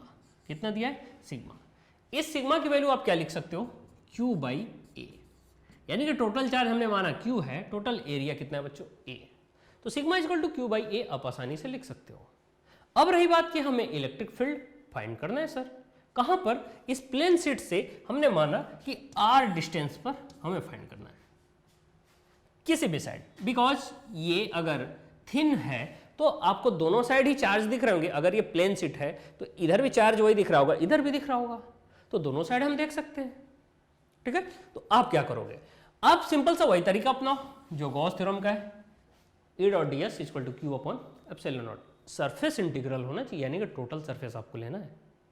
मैं आपसे पूछूं कि सर एक बात बताओ कि यहां टोटल सरफेस कितने दिख रहे हैं? यहां पर भी फिर हम सिलेंड्रिकल सरफेस हम यूज करते हैं। कितने सरफेस दिखेंगे? एक तो सर ये वाले दो, एक दो, और ये थर्ड जो कि तीसरा है। तो एक तो ये क्रॉस सेक्शन, दूसरा ये क्रॉस सेक्शन, और तीसरा ये। तो टोटल हम सरफेस कवर करना है, कवर करते हैं। चलिए मैं आपसे पूछूं, देखिएगा इससे पहले आपको ये बात समझ में आनी चाहिए कि सर इलेक्ट्रिक फील्ड की डायरेक्शन किधर की तरफ होती है? Infinitely thin plate charge sheet के वजह से। तो आपको ये बात समझना होगा कि परपेंडिकुलर होता है बच्चों, बिल्कुल ही परपेंडिकुलर, ठीक है। इस बात को याद रखना। इधर की तरफ भी आप बना सकते हो, ठीक है, इधर भी आप बना सकते हो। थोड़ी सी बातें और मैं पूछना चाहूंगा। मैं ये पूछूं आपसे कि सर यहां पर हमें एरिया वेक्टर बताओ। इसे अगर सपोज हमने B मान लिया, इस पॉइंट को अगर हमने A मान लिया, और ये वाले शेप को हमने C मान लिया, तो कोई प्रॉब्लम नहीं है। यहां पर आपको पता है कि सर एरिया वेक्टर आउटवर्ड होगा, यहां पर भी एरिया वेक्टर आउटवर्ड होगा, यहां पर एरिया वेक्टर आउटवर्ड। भाई यहां पर जहां पर भी लो, ऊपर की तरफ, नीचे लेना है नीचे की तरफ ले लो, नो प्रॉब्लम। यहां पर आप एक छोटा सा एरिया कट करो और उसे नीचे की तरफ भी बना सकते हो, ठीक है। अब मैं आपसे पूछूं कि सर हमें टोटल इलेक्ट्रिक फील्ड की वैल्यू बताओ, तो ये आप फार्मूला यूज करो और हर एक एरिया पर देखो। हम यहां पर क्या बोलेंगे? सर ये total flux phi of E equal to Q upon epsilon not तो है ही, बट इंटीग्रेशन ऑफ ए, तो E d S vector, A पर आप देखो बच्चों, ए पर, तो ए पर इलेक्ट्रिक फील्ड इधर ही है, एरिया वेक्टर भी इधर ही है, तो आप क्या बोलो A D S cos zero, same direction में इलेक्ट्रिक फील्ड और एरिया वेक्टर कॉस जीरो, और कॉस जीरो जैसे बोलोगे केवल बच जाएगा आपके पास E and D S, D S हटाओगे टोटल इंटीग्रेशन, यानी कि एरिया आ जाएगा इस कर्व शेप का, यानी कि यहां पर जो ये शेप है ये बेसिकली क्रॉस सेक्शन का, तो क्रॉस सेक्शन का पाई आर स्क्वायर लिख दो, आप लिख लोगे। तो देखिएगा यहां पर आपने क्या बोला एडीएस प्लस, यहां पर देखिए बी वाले का केस लोगे आप, तो यहां पर भी आपको क्या मिल जाएगा pi R E into D S, B का ई इंटू डी एस, और गेटिंग कॉस जीरो आएगा, कॉस जीरो के साथ आप क्या बोल दोगे कि सर कॉस जीरो यानी कि 1 वैल्यू आएगी, तो अब डायरेक्ट हम रखते हैं, इतने तो आप समझदार हो ही गए। अब रही बात यहाँ वाले एरिया की बच्चों, तो ये एरिया क्रॉस सेक्शन एरिया ऊपर की तरफ वेक्टर है और इलेक्ट्रिक फील्ड इधर की तरफ था, दोनों के बीच में एंगल 90 डिग्री, और अगर एंगल 90 डिग्री है तो आप बोलोगे कि सर यहाँ पर इलेक्ट्रिक फ्लक्स की वैल्यू क्या हो जाएगी जीरो, तो आप तीसरा केस क्या ले लोगे जीरो। तो ओवरऑल कितने मिले आपको 2, 2 मिले, तो आप दोनों को ऐड करो, ऐड कर सकते हो, तो ईडीएस बिकॉज दोनों का एरिया क्या है बच्चों सेम है, और डीएस की वैल्यू पाई आर स्क्वायर ले सकते हो, लिख सकते हो आप, लिखो। चलो चलिए अब थोड़ी सी बातें और मैं आपसे करना चाहूंगा, यहां पर थोड़ा स्पेस बनाओ, ई इंटू डी के जगह टोटल इंटीग्रेशन के साथ है बच्चों, ये टोटल इंटीग्रेशन के साथ है, तो आप क्या बोलोगे pi R square equal to 5 equal to Q upon epsilon naught. ठीक है, मैं आपसे पूछूं सर ये क्यू की वैल्यू क्या है, सिग्मा इंटू ए है, सिग्मा इंटू ए, और बेटा याद रखो ये जो एरिया है ना, ये एरिया बेसिकली यहां पर एरिया कितना आ रहा था, वही तो एरिया है जो ये कवर किया है, ये जो एरिया कवर किया है, तो ये भी एरिया पाई आर स्क्वायर, तो क्यू की जगह पर आप क्या रख सकते हो sigma into pi R square. ठीक है, तो अब आप क्या करें, सिंपल सा फॉर्मूला यूज करें, और एक बात और ध्यान से देखना होगा आपको, E इंटू डी एस और E into D S 2 times था, इस वजह से यहां पर 2 टाइम्स लेना होगा। ठीक है, तो ये दोनों ही इक्वेट करिए आप, जैसे ही ये E into pi R square equal to Q upon epsilon naught, और Q के जगह पर हमने sigma into pi R square रखा, अपॉन में एप्सिलॉन नॉट रखा, तो अब देखिएगा ध्यान से, इस पाई आर स्क्वायर से ये पाई आर स्क्वायर कैंसिल, सीधी सीधी बात है। मैं आपसे पूछूं सर E की वैल्यू कितनी है, तो E की वैल्यू बोलोगे सिग्मा अपॉन एप्सिलॉन नॉट, और ये 2 क्रॉस मल्टीप्लाई, तो चलिए देखते हैं, सिंपल सी बात है, क्यू अपॉन एप्सिलॉन नॉट की जगह sigma into pi R square upon epsilon naught, ये देखिए पाई आर स्क्वायर से pi R square cancel, E की जगह पर क्या रखा आपने sigma upon 2 epsilon naught. Are you getting? तो सिग्मा क्या चीज है sir, surface charge density, epsilon naught क्या है, परमिटिविटी ऑफ स्पेस। ठीक है, तो आपने क्या देखा, E equal to sigma upon 2 pi epsilon naught, या फिर अगर इसी को हम वेक्टर टर्म में रखें बच्चों, तो आप जो एरिया देखते थे उस एरिया से आउटवर्ड होता है इलेक्ट्रिक फील्ड की डायरेक्शन। ठीक है, तो आप पॉजिटिव ले लो, आई कैप ले लो, कोई प्रॉब्लम नहीं है, sigma upon 2 pi epsilon not is a magnitude. ये बहुत ही इंपॉर्टेंट डेरिवेशन है। ठीक है, बहुत ही इंपॉर्टेंट, ये आपसे पूछेगा 3 मार्क्स में 100%। ओके, कभी कभी आपसे 2 दे देगा एरिया ऐसे, और ये सारे केस हमने आपको ऑलरेडी बोर्ड बूस्टर के प्रोग्राम में आपको करा रखा है। इसका प्लस सिग्मा बोल देगा, इसका माइनस सिग्मा बोल देगा, आपसे यहाँ पर और फिर यहाँ पर अलग अलग जगहों पर आपसे क्या पूछ लेगा, इलेक्ट्रिक फील्ड। तो आपने देखा सर जो इलेक्ट्रिक फील्ड की वैल्यू है वो डिस्टेंस पर डिपेंड नहीं कर रही है, केवल और केवल सिग्मा यानी कि सरफेस चार्ज डेंसिटी पर डिपेंड कर रहा है। ठीक है, तो सरफेस चार्ज डेंसिटी पर डिपेंड कर रहा है, हम इसकी वैल्यू अलग अलग पॉइंट पे अलग अलग तरीके से हम फाइंड कर सकते हैं।